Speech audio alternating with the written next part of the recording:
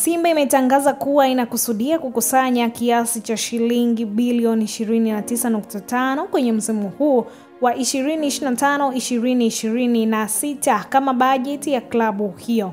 Kiasi hicho ni ongezeko la 13.5% kutoka bajeti ya mwaka uliopita ambayo ilikuwa ni kiasi cha bilioni 26, ikifanikiwa kukusanya shilingi bilioni 24 pekee, ikipungukiwa shilingi bilioni 1.4.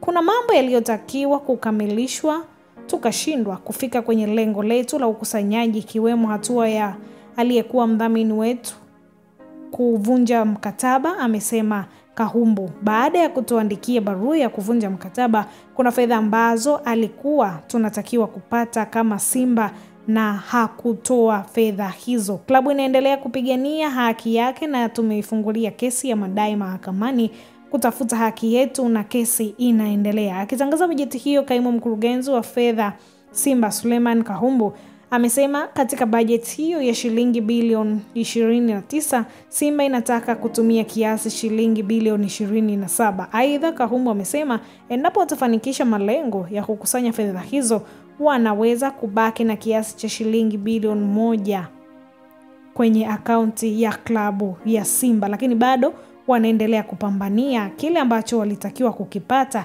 kiweze kufika na kuweza kuwa na bajeti kubwa inayobaki kwenye akaunti na sio ndogo kama ilivyo sasa. Hii ni Gift Online TV, endelea kusubscribe, kushare, kulike pamoja na kucomment.